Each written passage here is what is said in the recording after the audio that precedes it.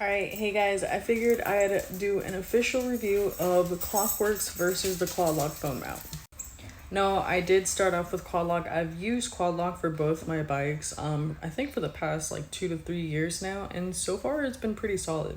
The most common problem that phone mount Quadlock has had over the years, specifically for iPhone users, let's say they've been riding on a bike, or it's happened to me twice, and there's so much vibration on a Harley specifically, and if you have your camera app open, like you say you're taking a video of yourself or wherever you're riding, the vibration will actually cause the camera to break. So it kind of just end up like being kind of just like really blurry and kind of like wavy, like it's a constant kind of glitch vibration, and you can't fix that. Like, you literally have to replace the whole phone. So that's a super really bad downside about Quadlock specifically. And that's why they ended up coming out with that dampener piece that you can actually put in between the part that connects to your phone and the actual mount itself. Now with Klockwerks, you don't really have that, and so far since I've used it, you actually don't even see that much vibration either. Now I think what that really goes into play is how the Quadlock is, how far it is, and the way it's mounted has the more ability to vibrate versus the Klockwerks that actually is mounted to the switch housing itself, so it's a lot more kind of sturdy. So now let's look at a physical comparison of the mount themselves, and I'll go over them both.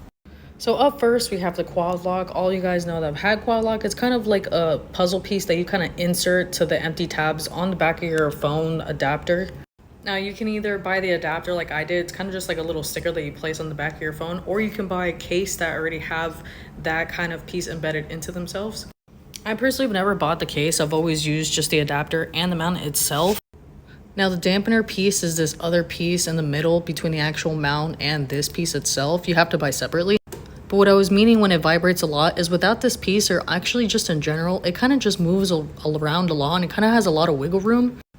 Now with the Quadlock, it's an actual mount that you wrap around the bars. With the Klockwerks, you take out your 2 switch housing screws and you put that in between the screws and you mount it back on there.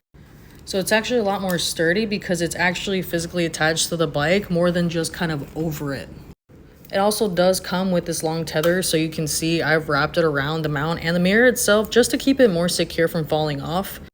And this piece moves all the way around, so it's really convenient for some pretty good shots or angles that you want to get. And it's been pretty easy if I wanted to take it on and off if it's not hooked onto the tether itself.